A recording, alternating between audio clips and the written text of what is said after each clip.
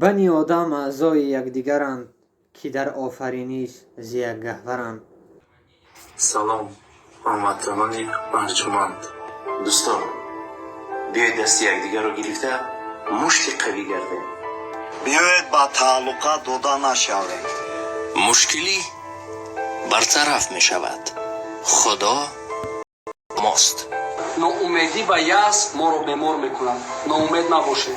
ریایه گیگین شخصی گرم سلامتی ماست. گشت و گذور بیهوده بر زیان ماست. به ضرورت به بیرون نبرید.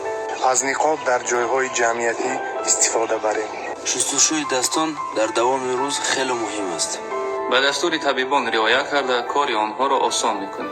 به احتیاجمندان کمک نماییم. ما با هم سد راه این ویروس میگردیم.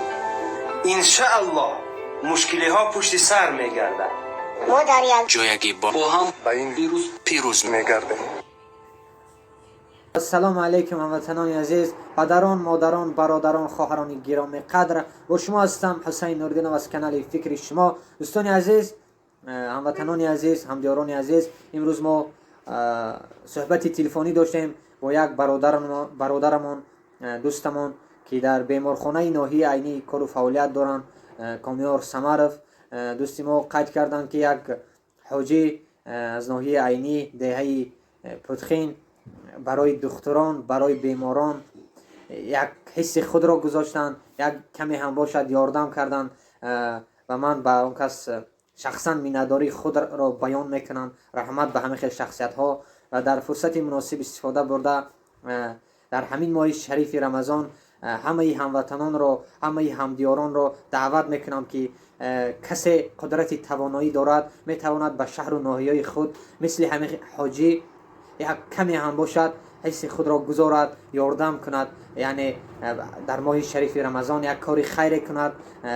این هم زکات حساب می رود، هم یک خیره حساب می رود. انشالله خداوند خیرهای کردگی همه برادران را به درگاه پاکش قبول کند.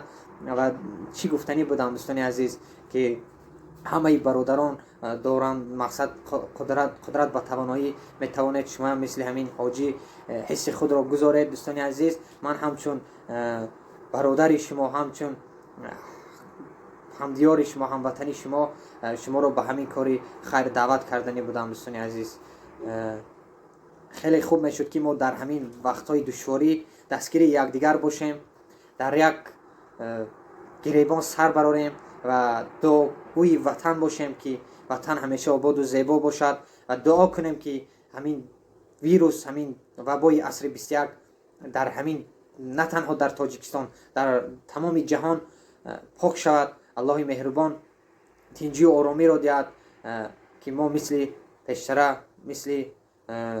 پیشتر کار و فعالیت خود را دوام دهیم. دوستان عزیز، باقی در امان الله باشید. خداحافظ. دعاگوی وطن، مادر، برادران خود باشید. السلام علیکم.